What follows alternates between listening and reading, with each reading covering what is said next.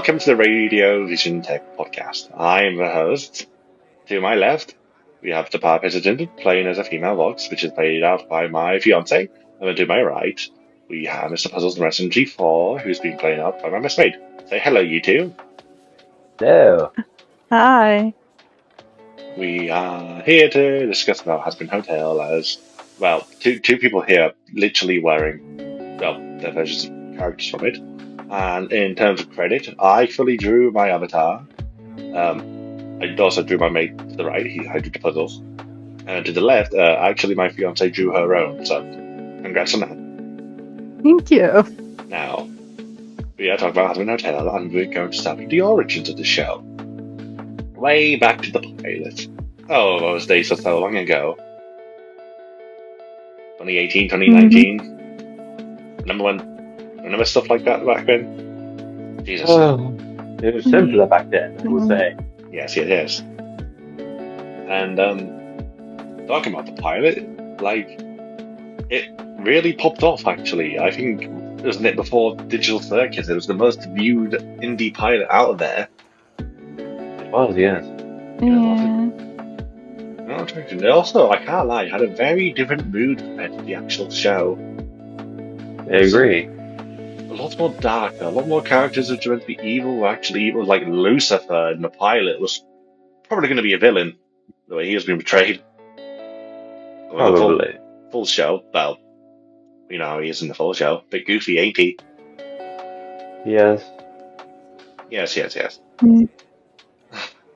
But my god, it does take it back. Even though the animation was rough, definitely rough. Let's not talk about that one thing about, the Addict music video with Angel facing forwards. That'll never get out of my head. Yeah. Talk about characters which got faces the same way. You got Flat TV Head, even though Fox had one scene in the pilot. Yeah. He had one scene when he appeared in like a... Oh yeah. When Baggy's doing that whole thing about talking about the Overlords, he appears. Yes. Yes. Yeah, this was all in what was it? I believe it was October 28th, 2019. Yes, it is around then. It's October, yes. Which is very fitting because Yes. it literally fit in with that Halloween vibe, and it's also really inspirational because at first Vivian was failing because Suphobia, was getting nowhere. Then she salvaged it into Hazbin, and my god, that went far. Really because far. It really did. because what she did, she began funding her work on Hazbin Hotel through Patreon in 2024. 2014. She funded the pilot, and she did a lot of live streams, I remember. That's how we got to know so much about the show before even the pilot releasing. The amount of live streams she used to do about it. The Unicast? I think so. Mm. And then, the pilot released, it popped off. Like, really popped off. And really, I found like an entire fan base grew from that. So many songs made. So many people were ready for it. And I think from the pilot, the full show was just guaranteed because it just did what it needed to do. And the thing she made that was she did that with self-raised money. And that's just, Jesus. She funded her own money to make something so big. Like, I can't lie, it's like, it had a domino effect because it started inspiring other people like, Glitch of Meta Runner, and then I think Meta Runner actually released before it has been piloted. Yes, but I think it was both Glitch's success with SMG4, and I think it's from the live streams. I think I think that's what gave the brothers of Glitch / SMG4 the idea to make their own show because noticing the success was gaining with the with the live streams. There we go. Like, I can't lie, Vivian's like she's she's the mother of modern indie shows. Yeah. Yes. Thomas Shanksor, and then, you know, not too long after, just to give us something to wait. This is how great of a creator she is. I'm not going to talk much about it, it's not the subject, but not too long after releasing the Husband pilot, she releases Hell of a Boss, and we get that almost straight after the pilot, and gave us something to really watch of her content to get even more hype for Husband. Like, I won't lie, I think Husband in its full show would have struggled a hell of a boss keeping its community alive. I agree. Yeah. Because, you know, 2024, wasn't it, when the full show released? If there was no Hell of a Boss, people were like, oh, this pilot I released 5 years ago, so I need to get its full show. I barely remember about it, but because of Hell of a Boss, they kept getting they kept getting content. They knew what the universe is about, because it's more or less under in the same universe. And it, Yes. got people prepped for the full show. Has been. And my god, my character in the pilot was so different. Like, he was edgy as hell, ironically. Seemed a lot more scary, and I mean, yes, I will say it's nice that in the full show he got a lot more of a personality, like a lot more of a personality than just a smiling face. But I can't lie, that just being a smiling face is what made him so scary. Yes. But I will say, one of my favorite things about the pilot would be Pilot Angel, honestly. Because, Oh yes. Pilot Angel, both the voice actor, no offense to Blake, but Michael Kovac is just, he's amazing. He's one of my favorites. Mm. My idol. Yes, he's been in so many things. Many. And Is it in the animation? There's 100% chance he's in it. honestly, new indie show, look for Michael. He's there somewhere. He will be. Yes. There. He's always there. He's always watching. Keep an eye He out. always comes back. No, he's not William. What's funny as well, a lot of people don't know, Vivian also animated a FNAF music video. That's something I didn't even know. Yeah, so you can look into it. There's actually a FNAF music video that's animated by her. And when you see how she drew the animatronics, it looks... I can't lie, it looks weird. She should... No offense, definitely never do that again. It did look quite weird. Still her animation, so I still could see. She's a lovely animator. Even though she's barely animated anymore, because she just directs the creation of it. And, well, obviously, I can maybe think she directs the art style. Oh, I wonder why. It's all her art style. He also did an animation for a Weird Al video. Oh, yes. That Weird Al. And I think that was probably the tribute to that. Weird Al was originally going to be the BA for Lucifer, but it got last minute changed to Jeremy Gordon. I love Jeremy, but Weird Al would have been so much better in my opinion. Weird Al would have... Yes, I feel like Weird Al had a bit of kookiness that full show Lucifer got. And it would have actually fit a bit more. Yes. And I felt like if there's another voice actor for Vox, 100% Bo Burnham. No offense to Christian, but Absolutely. just the way with Vox's song, just Bo Burnham. And we're gonna stop talking about this because we're talking about the full show and we're trying to talk about the pilot. And Yes. god, you had Edward Bosco and Black Griffin portraying Alistair. Bosco, honestly, he gave it such a creepy tone. And then, Black Griffin singing. Never forget that. Never forget Black Griffin singing. They did bring him back for Hell of a Boss. They did, yes. I mean, bit too good to let go. And the fact that Black Griffin still goes through making fan Alistair songs. Yes, they're no longer official, but the fact he's still that committed to the character, he's making fan songs in it, it's just amazing. Yes. It really shows that Alistair had a special place in Black Griffin's heart. Always probably be a separate. And to be honest, I think if it wasn't for the Husband pilot, Black Griffin would be where he is now, which he's in a lot. Yes. Well known. He's done Yeah, he's been in most of the songs, the FNAF movies. He did. He was part of Stuck Inside. What's the one they made for the second film? All of them. Not Dance Forever. I'm not sure. That was just Darko and Aoki. The other song. Oh God. Fox, you would know. You listen to it. It's the one which. It's the one from FNAF 2 movie song where they actually got Abby's actor to sing for her in the beginning. In the beginning? Yes. They've actually got Abby's actor singing in it. It's that one FNAF 2 song. It's the one CG5 Black Griffin and all that work together again. You know, the same people who did Stuck Inside. It's the one they did for the second film. I can't control myself. Yes, Black Griffin was also in that. He, just from his success of how he just went mental. And it's just as well, the pilot had that. And I'm not saying anything bad about the full show, but the pilot had that vibe. And I also, I can't lie, it just feels so nostalgic to see it old style. Yes, it had many, many, many flaws. Many flaws. I will not lie, it is flawed when you look back at it. Specifically, I will say Charlie's character in the pilot was just a bit. And I would also say the same for Vaggie. Charlie and Vaggie in the pilot were a bit nah.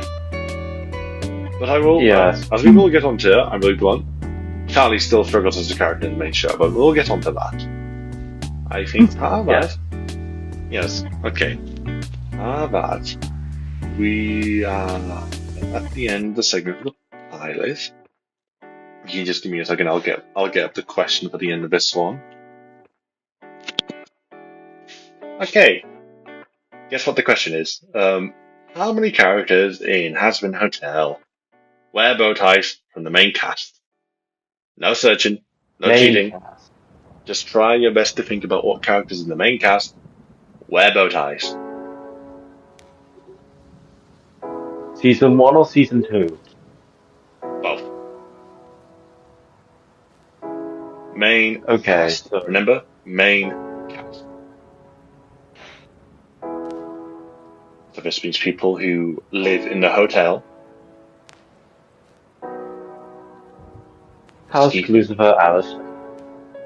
Lucifer and Alistair, yeah. Okay, go on.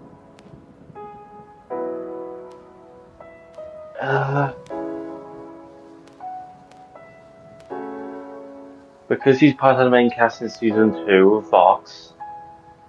No. I said clearly people who live within the hotel as a main cast. Residents of the hotel in the main cast. I think that's that. It's just all the people who live in the hotel who have bow ties. That total number. Yes. Charlie, Alistair, Lucifer. I would have said about at least 5 or 6. Okay. Give me a final number, Kane.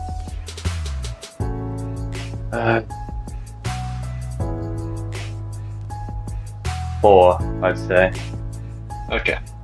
Emily gets this point because there is a total of 6. Alistair, Charlie, Husk, Saventius, and Angel Dust also wears a bow tie. That's a key one that was forgotten. Oh, and obviously Lucifer. Angel Dust does occasionally wear a bow tie. Yes, but that's occasionally, not fully. Well, yes, but it was in He total. still wears a bow tie. Yes. And I'm pretty sure this is the main outfit that wears the bow tie anyway, ain't it? I think so. Do you want me to check? No, don't worry, we're just quick search. Yeah, it is Angel's main outfit that wears the bow tie, so it does count. Okay. As long as Emily over here. No, right.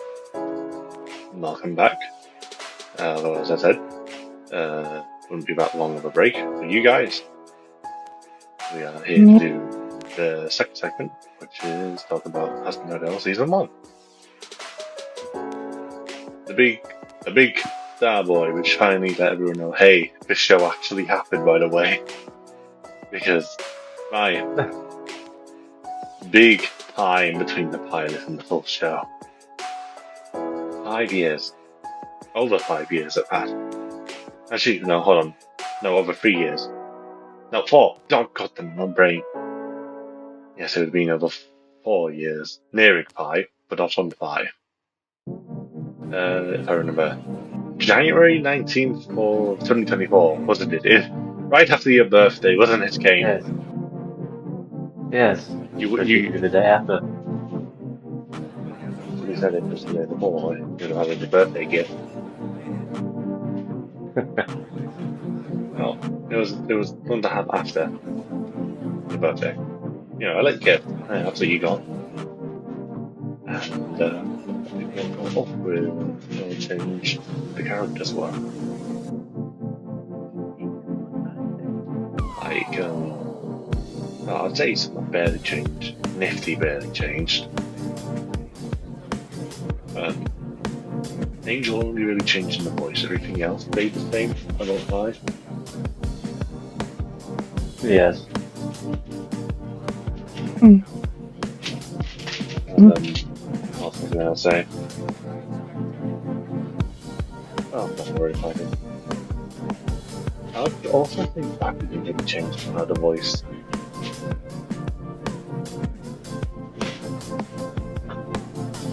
They're very similar.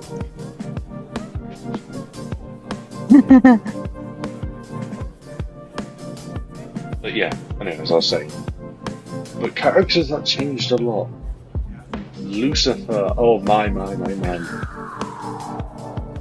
Looking so serious and so menacing to a very goofy autistic guy, to put it blunt.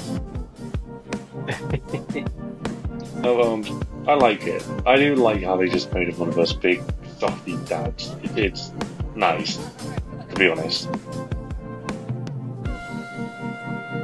Nice contrast, because I do like it when shows like, oh, your expectations, Lucifer, a big scary man which you could have fear. But instead you got the opposite, goofy guy which doesn't really hurt anyone. Yes. Mm. And that's not about the duck obsession. I might have gone a bit too far. And then Alistair lost so much of his creepiness, but it's because they filled it in with so much personality. Like, he stopped just being a smiling face, you saw him getting annoyed, you saw many things of him shown that to make him a lot more human. When, I can't lie, in the pilot he was more of a creature which no one could explain.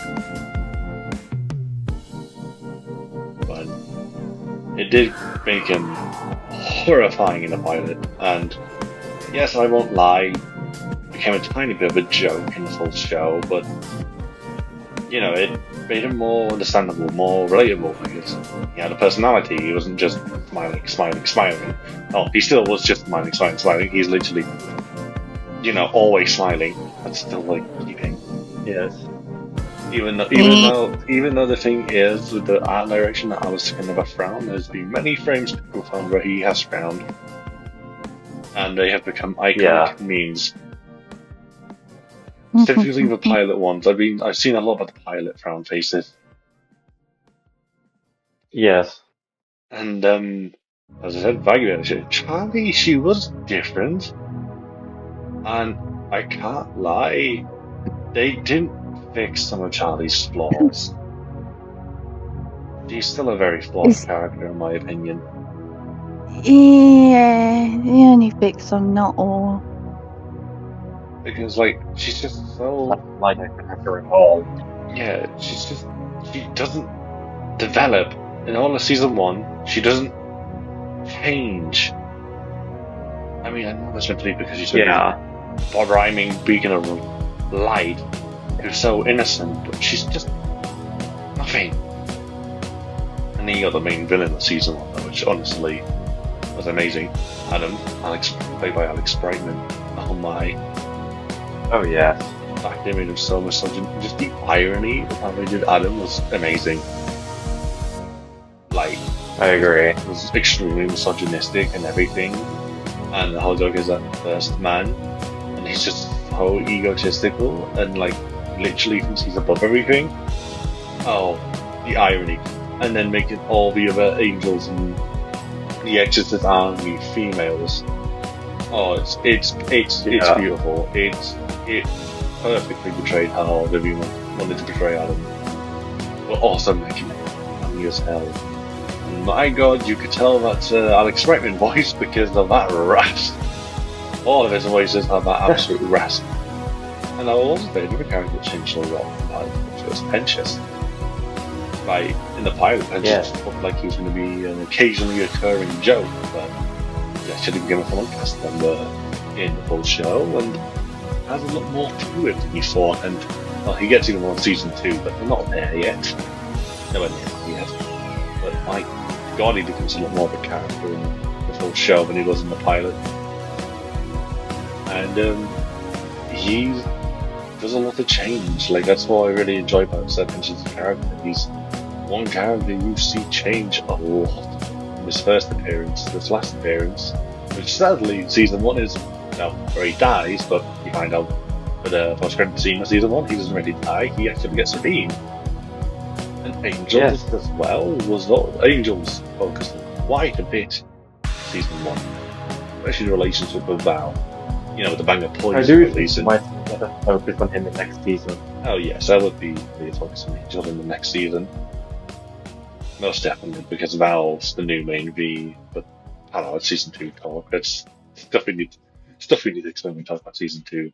And actually talk about season 2, how well season 2 was set up from season 1, because you saw Vox and you was kinda shown some teasers of Vox, but not too much. And, you know, he really got built up as keep an eye on him. And like kind of after his thing with Alistair, who stayed gone, he doesn't get kept an eye on. Yeah. Which Stayed Gone will definitely be one of the most memorable songs of season 1. Yes. And just like it does have flaws season 1, like the pacing. Oh, the pacing was unmatched. 8 episodes and 6 months, and sometimes the distance between episodes is like 2 to 3 months. Like you really just sit there thinking, wow, there could be many scenes you could have put in there. Why is this pacing going so fast? I mean, yes, I know that's because hasn't started with the biggest Amazon budget compared to the shows like Boys and Invincible, which get a lot more of the Amazon budget. But like, it did get done dirty with runtime and how much it showed, which I feel like is much more basic. With Hell of a Loss had 12 episodes in season 2. Oh yes, like it was talked about as going to up season 2, but it didn't. It didn't get each episode didn't get a 10-minute increase, which is good. That was very, very well done. But that basically gave it another. On the technicality, gave it another 80 minutes. Episode or 2 of runtime. Yeah, we got an extra 80 minutes, which is half of the runtime of season 1. You can really see how much they stepped up, which hopefully in the season 3 we're going to step up even more, and we're going to get a lot more out of it, which should be quite good. And as well with season 1, like, you remember all the controversy surrounding it? Especially Val. Oh my God! During season 1, if you said you liked Val, people would hate you. I mean, yes, he's actually exploitatious, and you know some of the stuff he does is really screwed up. But when you're liking him because you're saying he's doing a good job of being an opposing villain, I would say that's valid.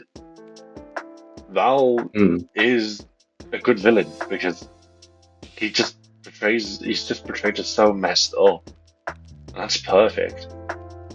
Like, a villain doesn't need sympathy. They just need to.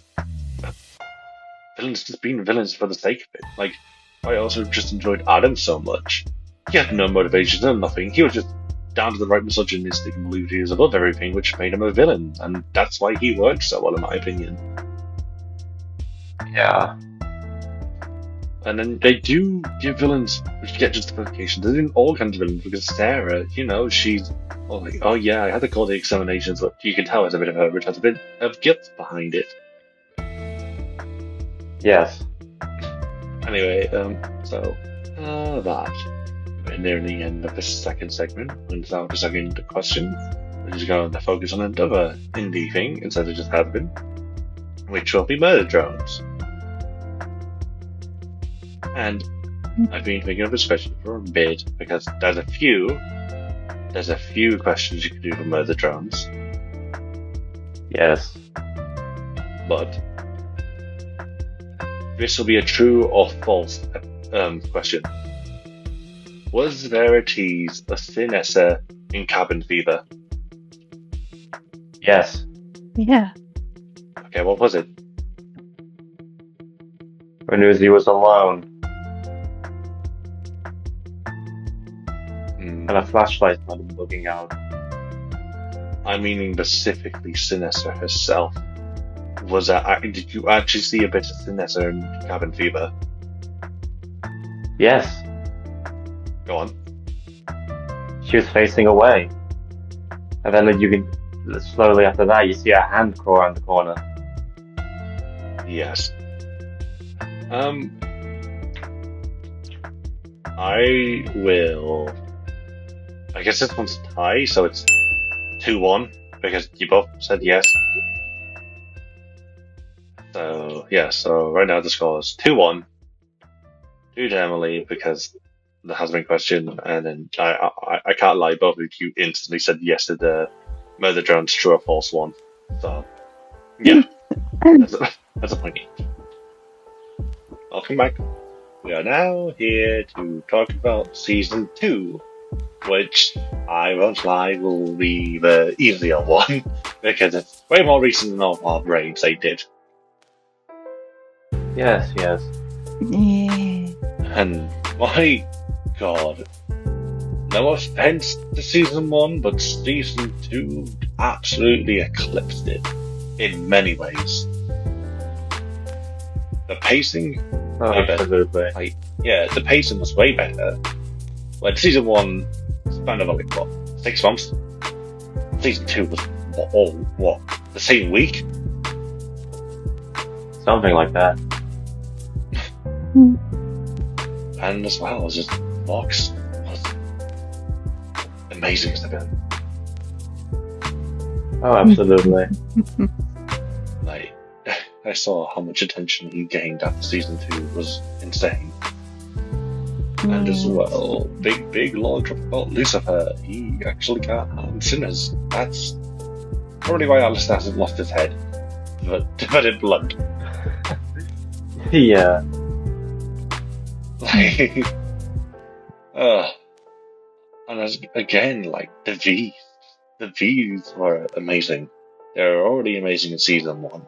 And in this season, they went off, exponentially. It was amazing to see them fully in action. Yeah. There was a lot more Velvet.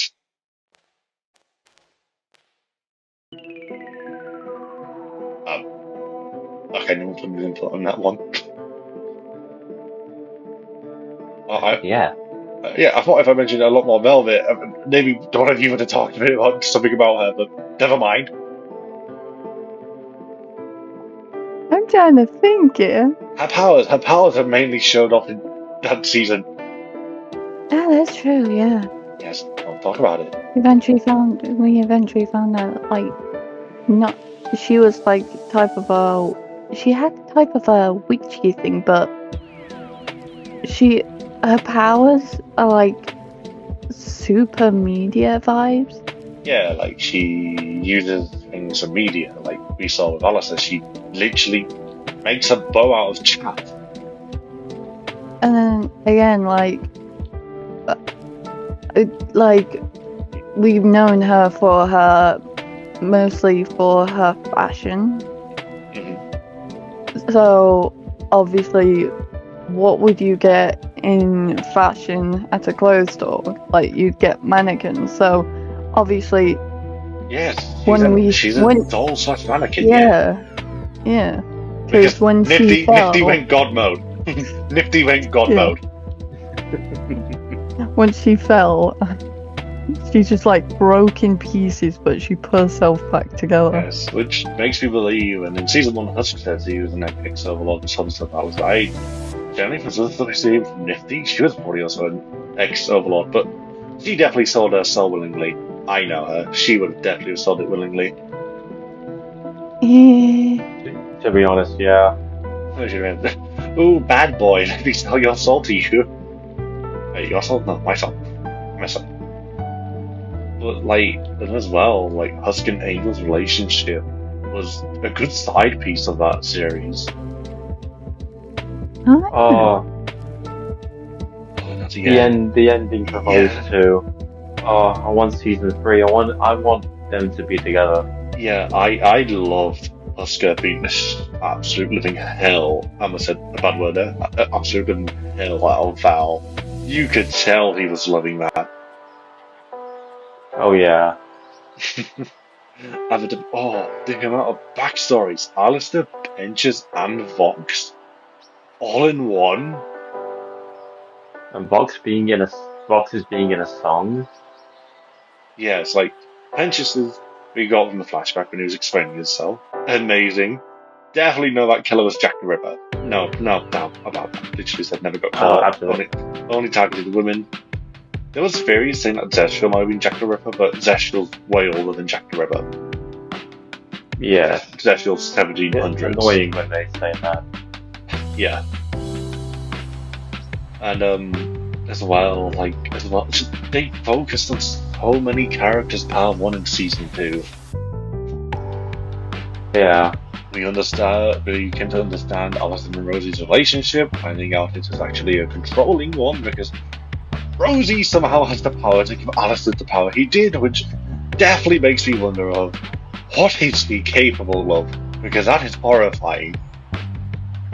If she made Alistair what Alistair is, what else can she do? Yeah. Which I saw some very convincing theories, and as you hear them, that Rosie might not be a full-on sinner. She might be Hellborn, and I actually kind of believe that she might actually be a Hellborn instead of a sinner. And it would then explain why she has control over all kinds of cannibals, because she could control an entire type of sinner. That's something no one else has. It's like, they're kind of like her creations, but like, not at the same time, because they're definitely hers. She definitely has influence over them. Yeah. But you could still tell there were individual people who died. As well, the season 2 is just getting back onto Vox. Oh, you saw the humanity of his reasons. You find out most of this is because he really was inspired by Alistair, and it was such incredible syndrome type backstory that never meet your heroes, because he idolized Alistair, and when he asked the partner of Alistair to put him out. And I also believe Vox actually liked Alistair, like in a romantic way, because no way he was blushing and there was electric between his antennas or nothing. bro was like, Pookie, can you kiss me? As I said, Alistair just flat rejected him, but nah. And I laughed in his face. And you could just tell that Vox still clings on because of his clothing, like literally. Vox wears bow ties and wears suits.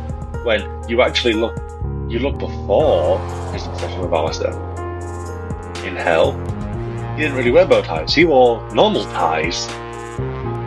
The only one normal, only started wearing his uniform. He started wearing bow ties after the stuff with Alistair. Before he was wearing normal ties, the normal waistcoat, normal polo shirt. He had his own individual look, but because he got so obsessed with Alistair, he took it all away to try his best to be better than him. And then that fight, the finale, oh, that was something else.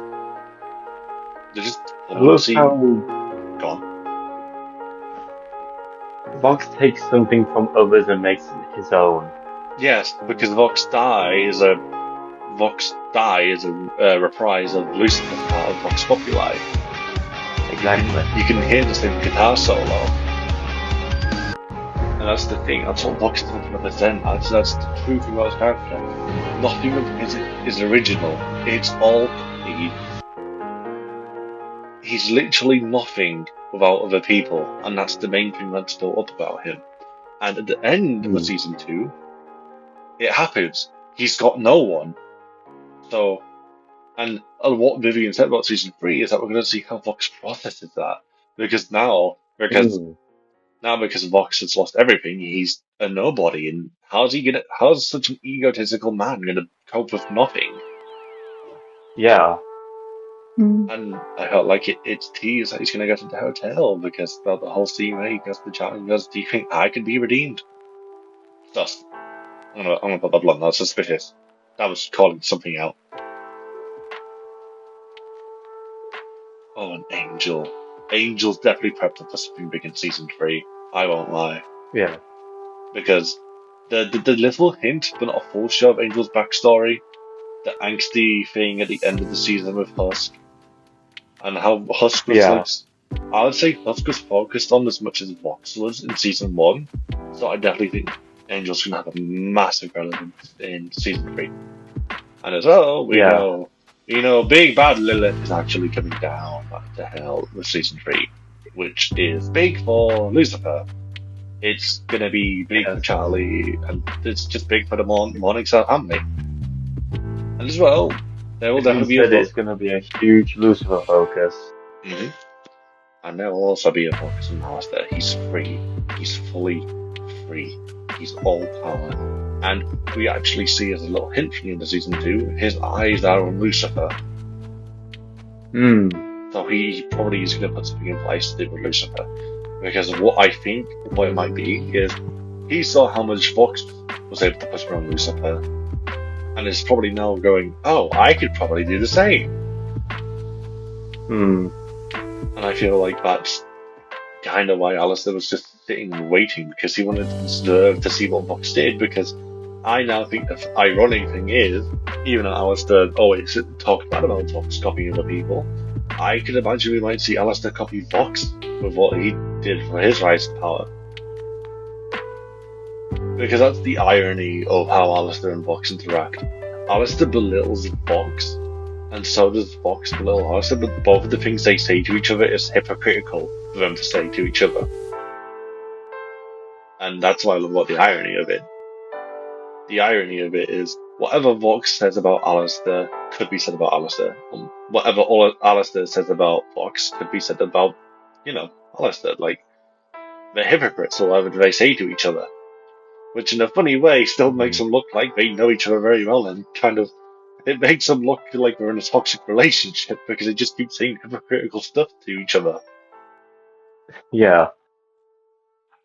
Like, it looks like such a, oh, I hate you and I hate you too relationship at times. And when you actually see Val, and here was the weird thing, which definitely makes some people feel weird. They try to build you a bit of sympathy for Val. Yeah. Because they make you feel bad with the fact he's getting gems that much of Vox is going to with Alistair. Like, which makes me believe there's a lot more to Val than we first knew. Like, he might actually be a tragic villain.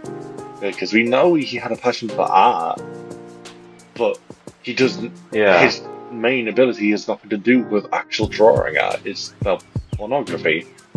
So I believe something may have happened to him which made him have to give up his art, and why he went into pornography, to put it blunt.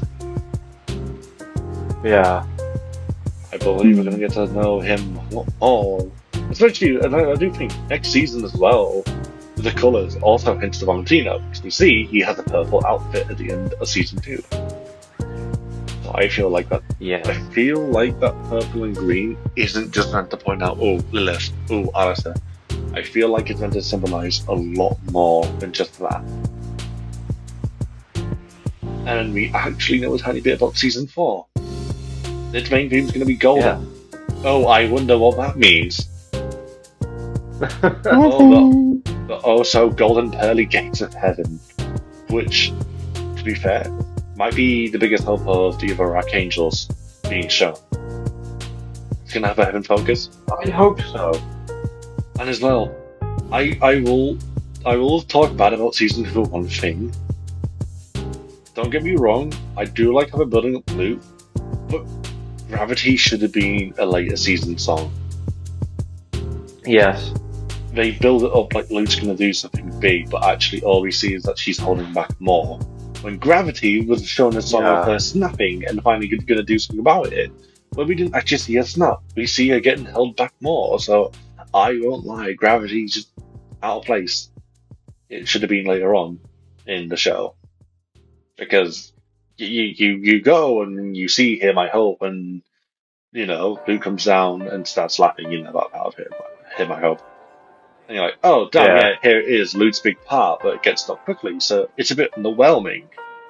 Like, Gravity was amazing. Oh my god, it was amazing, but out of place. One of the best songs so far, but to me it's overplayed now. Oh yes, I've heard it so much.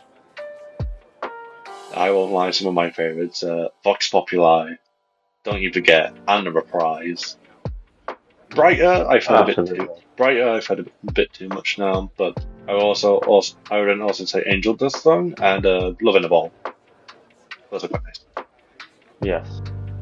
Anyway, coming to that, that's the end of Talk About Season 2. I actually won't lie, this one a lot better.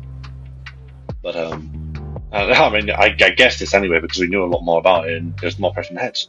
Now it means the question to the end of this segment, which is going to be, and I'm going to throw in one that you two might both struggle with because I know it's a franchise you both only kind of know, and that's Undertale.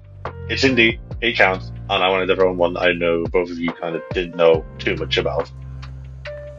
You only knew one thing. One thing it's just to make it fair. I mean, it's currently 2-1. I just thought, throw in one that might make them struggle. Which is another question. Now, and this one won't be too hard. And whoever gets to answer whoever tries to answer first. What is the language that Gaster, the secret entity, speaks in Cold? What's that called? What is the text Gaster speaks in Cold? I won't lie, it's a bit of a stupid name. I can tell you. Oh no. God. Okay, both of you struggling with this? I'm thinking. It's the text he texts in within the game, and it's rare, very, very rare interactions. I'll just say part of a chicken is part of the name.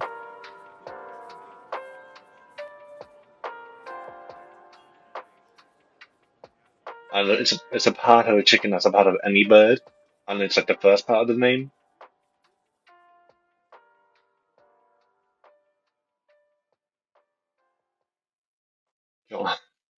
Okay. Give it. Look, part of like a chicken or a bird, right? Yes, that's the first part of the word. Is it like the actual chicken or the body of the chicken or? It's one of the limbs of the chicken, and it's a famous one that all birds should have. Think about it. Wing. Wing. Yes, the first part of the word is wing. Oh, like a winger? No. I've got a song stuck in my head, so Wingding? Wingding? Hold on. Wingding. Yeah, you got it. It's Wingdings. Oh, so I was gonna put look. Wow. This means in the intro we won't do a question because it's 3-1. Well done, Emily. You won. There's no reward. Wow. Oh. Well done. Okay. Alright, that was everything talked about. And it is time to the outro. First thing I'm going to run through is some credits. Once again, art credit of the Alistair and Puzzles goes to me. The Vox one, my fiance Emily did herself. Credits to the people, the very nice people who filled out the form I sent to help me research, which was the people in Starberry Productions. Which, Lucifer, Kate, you're a co-owner, and you want to talk a bit about it? I'm a co-owner for it, and we are working on our first show, which we're going to be starting working on the last episode for soon. We're already 4 episodes in. The 5th one's going to be the last one for season 1. Yes, they do the